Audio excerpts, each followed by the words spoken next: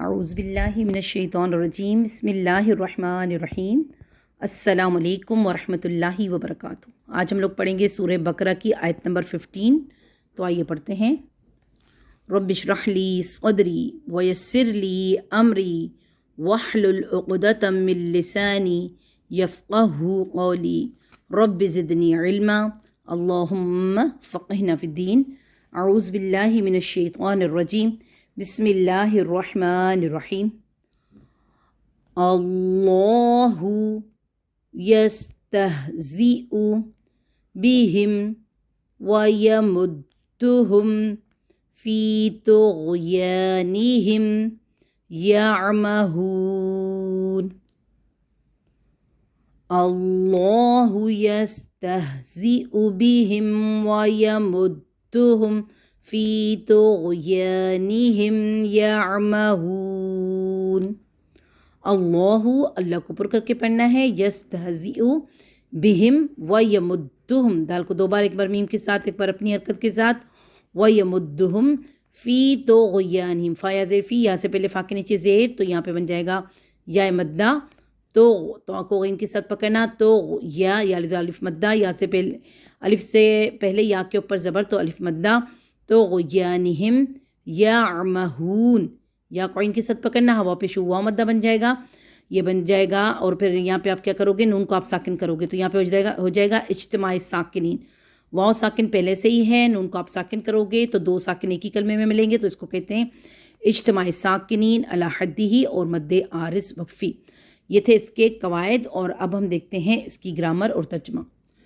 اچھا جی، اللہ یستہزئ بہم ویمدہم فی طغیانہم یعمہون۔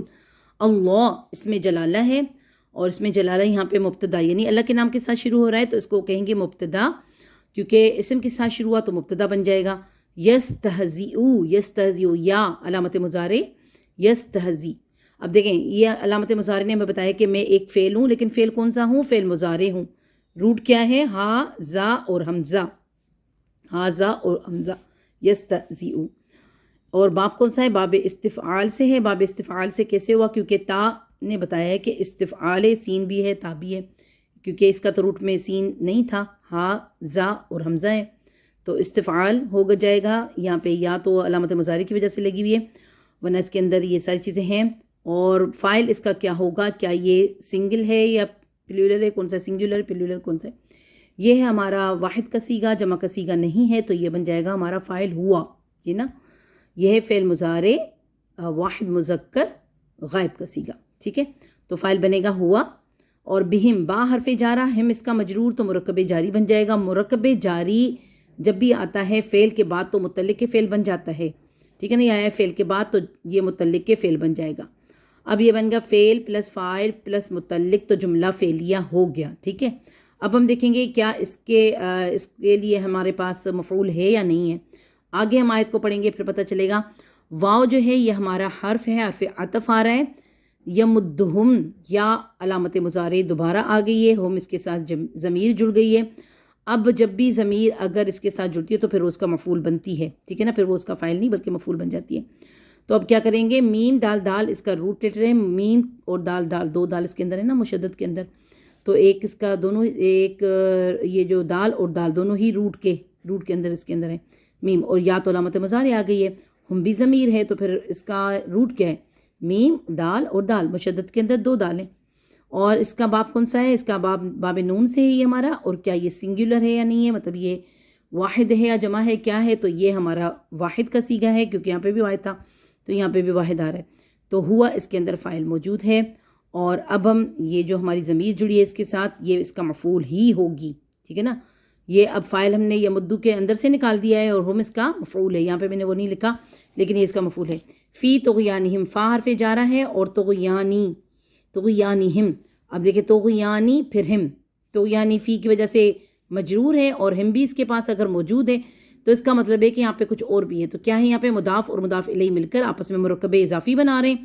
مرکب اضافی اب فی حرف جارہ کے لیے ہو جائے گا مجرور، تو یہ بھی بن جائے گا متعلق کے فعل۔ اب یہ کس متعلق کے بنے گا؟ اس متعلق کے بن جائے گا، ٹھیک ہے، اور یہ ہمارا بن جائے گا متعلق کے فعل، اور یہ مقدم ہوا ہے۔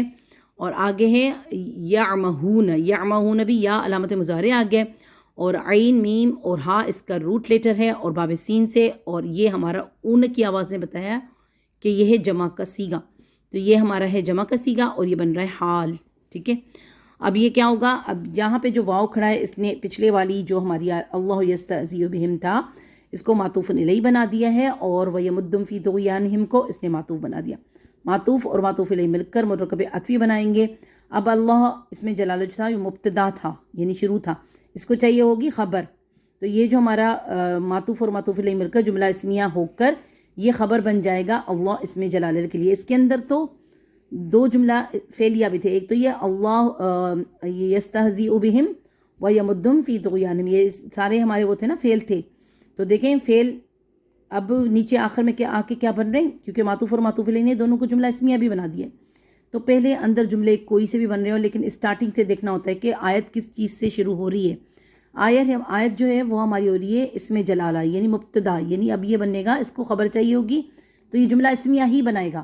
اگر پہلے فعل آتا آیت میں تو وہ جملہ فعلیہ ہی بنتا آخر میں جا کر، چاہے اس کے اندر جملہ اسمیہ بھی موجود کیوں نہ ہوتے. لیکن یہاں پہ کیا ہے، یہاں پہ ایسا بالکل بھی نہیں ہے. یہاں پہ ایسا ہے کہ اللہ کے ساتھ جب آیت شروع ہوئی ہے تو اس کا مطلب ہے کہ یہ والی آیت جملہ اسمیہ آخر میں بنے گی، اور بیچ میں دیکھیں یہ فعل پلس فاعل پلس اس کا متعلق، تو یہ بن گیا جملہ فعلیہ.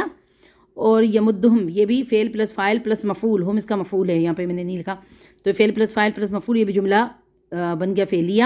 فی طغیانہم یعمہون یہ مقدم ہوا ہے اس کے لیے، اب یہ بھی جملہ فعلیہ ہے، فعل مضارع اور اس کا ہم فاعل، تو فعل پلس فاعل جملہ فعلیہ ہو کر اور اس کے ساتھ یہ متعلق جڑائیں گے ہم. ٹھیک ہے نا، فعل پلس فاعل پلس متعلق یہ تینوں مل کر حال بن رہے ہیں اس ہوا کے لیے. یمدہ کے اندر جو حال تھا نا وہ اس کا ذوالحال ہے اور یہ اس کا حال بھی بن رہے ہیں یہاں پر آ کر، تو یہ حال اور ذوالحال مل کر بھی معطوف بن جائیں گے. اور یہ معطوف الیہ کون سا ہے، یستہزئ، اس کا معطوف الیہ ہے، اور پھر یہ دونوں مل کر مرکب عطفی بنا دیں گے، اور یہ مرکب عطفی اب بن جائے گا خبر اللہ جو مبتدا ہمارے پاس آ رہا تھا اس میں جلالہ اس کی. ٹھیک ہے، اور کیا ہے، اللہ مذاق کرتا ہے ان سے اور وہ ڈھیل دیتا ہے انہیں کہ وہ اپنی ہی سرکشی میں بھٹکتے ہوتے ہیں. تو دیکھیں اللہ تعالیٰ کے ساتھ کوئی مذاق کر ہی نہیں سکتا، ان کا تو کہنا ہی غلط تھا کہ وہ اللہ کے ساتھ یعنی اللہ تعالیٰ کے ساتھ مذاق کریں یا کچھ اس طرح کی بات، تو نعوذ باللہ ہم تو اس طرح کی بات سوچ بھی نہیں سکتے. لیکن آیتیں ہیں تو ضرور ہمیں پڑھ کے دیکھ کے سمجھ کے ہی ان کو پڑھنا ہوتا ہے، اور ہمیں مطلب کبھی بھی کوئی ایسی بات نہیں سوچنی چاہیے کہ اللہ ہمیں دیکھ رہا ہے کہ نہیں دیکھ رہا.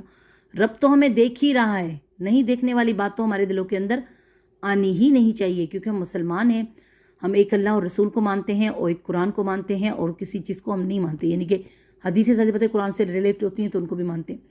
اور پھر ہمیں نا ایک ہی اللہ کے علاوہ کسی اور کے آگے جھکنا ہے ہی نہیں، چاہے وہ جو بھی ہو. یہ بات آپ یاد رکھ لیں، چاہے وہ جو بھی ہو. ٹھیک ہے نا، رب ہے، اللہ تعالیٰ نے بتا دیا کہ میں نے اپنا دین جو ہے وہ کمپلیٹ کر لیا ہے، اور وہ آپ صلی اللہ علیہ وسلم کے اوپر ہی جسے کمپلیٹ ہوا، اور ہمارے لیے آپ صلی اللہ علیہ وسلم نے ساری چیزیں بتائی ہیں، سب کچھ چھوڑ کر گئے، کوئی لے کر تھوڑی گئے کہ کچھ چیزیں آپ کو بتائیں کچھ نہیں بتائیں، نہیں، ساری چیزیں یہاں پر ہیں. تو پھر بھٹکنا کس لیے، یعنی ہم کیوں بھٹکتے ہیں، کیوں ادھر ادھر جاتے ہیں، کیوں کسی سے مانگتے ہیں یا کسی اور کو بولتے ہیں، جب ہمارا رب ہے اور ہم ہر چیز اللہ سے نماز کے ذریعے مانگیں. اللہ تعالیٰ نے خود کہا ہے کہ آؤ میرے قریب آ کے مجھ سے مانگو، میں تمہاری شہرک سے بھی زیادہ نزدیک ہوں، شہرک سے زیادہ، ہماری آنکھوں سے زیادہ اللہ تعالیٰ ہمارے اندر ہے. کیونکہ دل جو ہے نا اللہ تعالیٰ نے کہتے ہیں نا روح اللہ تعالیٰ نے آسمان سے بھیجی تھی، اور جو ہماری یعنی جسم ہے وہ اللہ تعالیٰ نے زمین سے یعنی بنایا.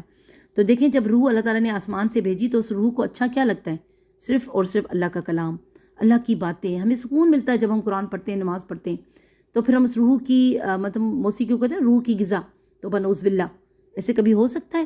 جو اللہ کی طرف سے آئی تھی اس کی غذا دنیا میں کیسے ہو سکتی ہے؟ ہو ہی نہیں سکتی. اس کی غذا صرف اور صرف قرآن ہی ہے. جزاکم اللہ خیرا کثیرا. السلام علیکم ورحمۃ اللہ وبرکاتہ.